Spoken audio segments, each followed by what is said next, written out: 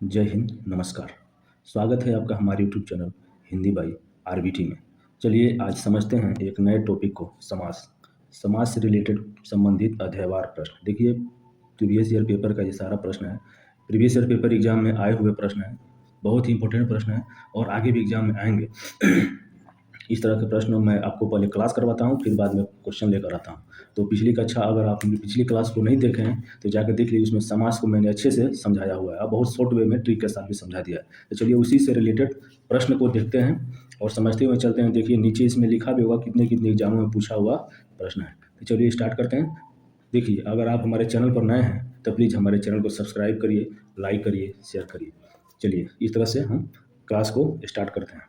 देखते हैं पहला प्रश्न। यथाशक्ति का सही विग्रह क्या होगा? देखिए, यथाशक्ति का सही विग्रह क्या होगा?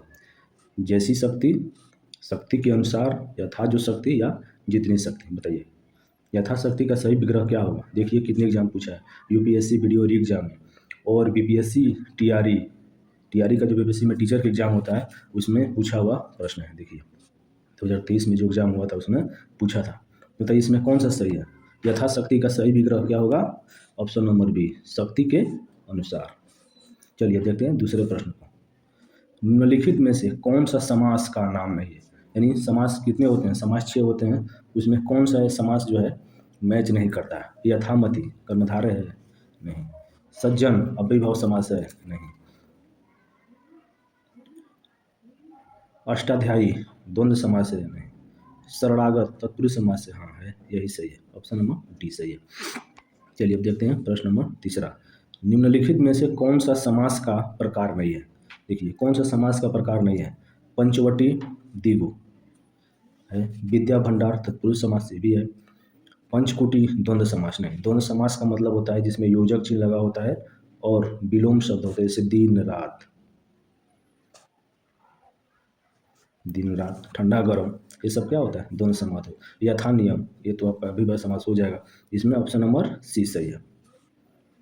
पढ़ कुटीर, इसमें द्वंद्व समास नहीं है। चलिए देखते हैं अगले प्रश्न को।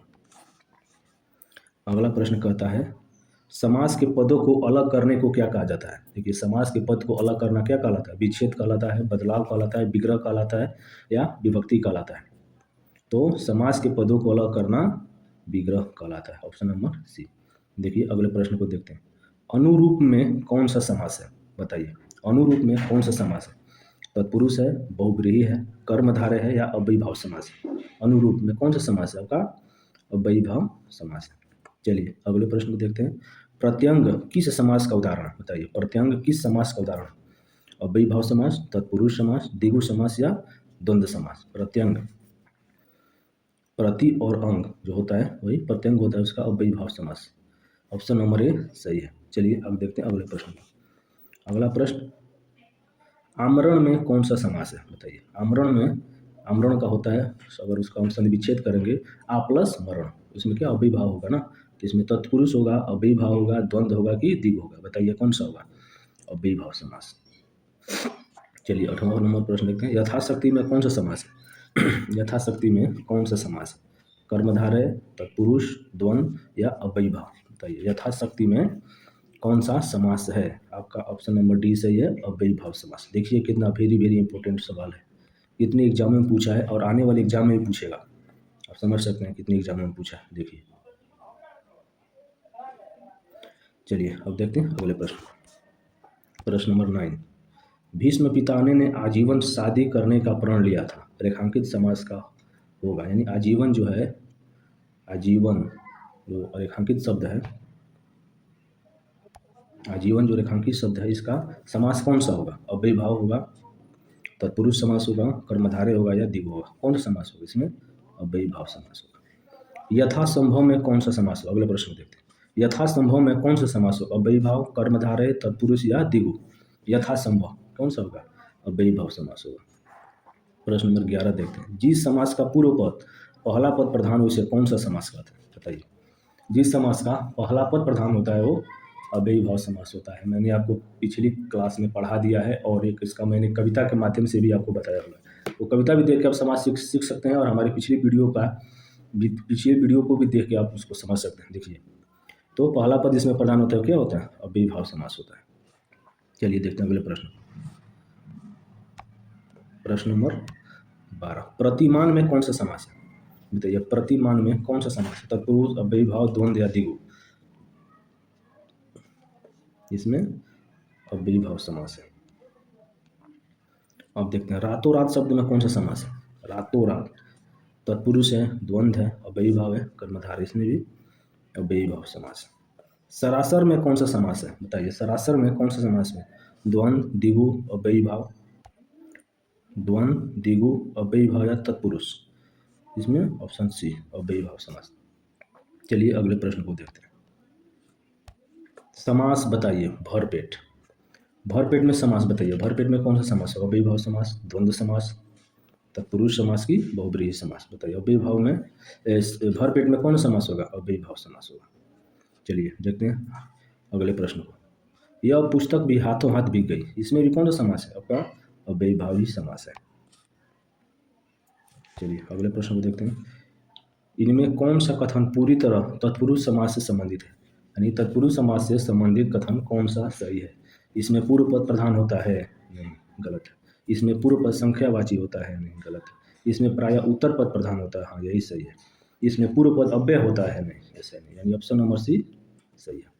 बताइए प्रश्न नंबर 18, सेना नायक में समास है। बताइए सेना नायक में कौन सा समास? सेना नायक यानी सेना का नायक, इसमें क्या होगा? कारक चिन्ह छिपा हुआ है, तो इसमें क्या होता है? कारक चिन्ह जिसमें होता है द्विगु है, अव्ययीभाव है, द्वंद्व है कि तत्पुरुष है? कारक चिन्ह किस समास में छिपा होता है? तत्पुरुष समास में, तो आपका तत्पुरुष समास सही है। चलिए देखते हैं अगले प्रश्न को। राजकुमार में कौन सा समास है? बताइए राजकुमार, राजकुमार का आप जब विग्रह करेंगे तो क्या होगा? राज का यानी राजा का कुमार यानी राजा का बेटा, उसमें क्या कारक चिन्ह आ रहा है, इसमें भी कौन सा हो जाएगा? आप समझिए, कर्मधार है, बहुब्रीहि, द्वंद्व या तत्पुरुष? कौन सा होगा? इसमें भी तत्पुरुष समास ही होगा। चलिए अगले प्रश्न को देखते हैं। इनमें से कौन सा तत्पुरुष समास है? बताइए आजन्म, आताशित, शीतोष्ण या अष्टाध्यायी? कौन सा है? आसातित समास जो है आपका तत्पुरुष है। उपयुक्त समास चिन्हित कीजिए, यानी पथभ्रष्ट। पथभ्रष्ट कौन सा समास है? पथभ्रष्ट यानी पथ से भ्रष्ट यानी रास्ता को भटक गया, कौन सा समास होगा? अव्ययीभाव होगा, द्वंद्व होगा, तत्पुरुष होगा या कर्मधारय होगा? कौन सा होगा? तत्पुरुष समास होगा। जो अपने पद से भ्रष्ट भटक जाता है वही पथभ्रष्ट होता है। राजपुत्र में कौन सा समास होगा? अगला प्रश्न, यानी राजा का पुत्र, कौन सा समास होगा? द्विगु होगा, ये तो गणना कहलाता है। द्वंद्व विलोम हो गए। अव्ययीभाव होता है? नहीं, ये भी नहीं होता। तो कौन सा तत्पुरुष होता है? राजपुत्र में तत्पुरुष समास होता है। चलिए अगले प्रश्न को देखते हैं। कौन सा अधिकरण तत्पुरुष समास नहीं है? तत्पुरुष समास नहीं है, कौन सा? पुरुषोत्तम, देशाटन, कुलश्रेष्ठ या धर्मभ्रष्ट? कौन सा होता है? ऑप्शन नंबर डी सही है। युद्ध में, चलिए अगले प्रश्न देखते हैं। युद्ध में स्थिर रहने वाला किस समास का विग्रह है? युद्ध में स्थिर रहने क्या बोलते हैं? युधिष्ठिर। युधिष्ठिर किस समास का?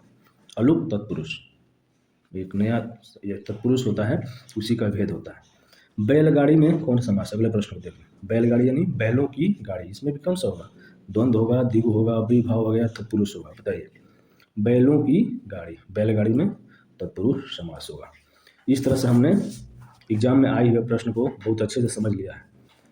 चलिए अगर ये वीडियो आपको पसंद आई हो तो कृपया हमारे चैनल को लाइक करिए, शेयर करिए और हमारे चैनल को सब्सक्राइब करिए। मिलते हैं एक नए वीडियो में, जल्द ही आपसे मुलाकात होगी। तब तक के लिए जय हिंद।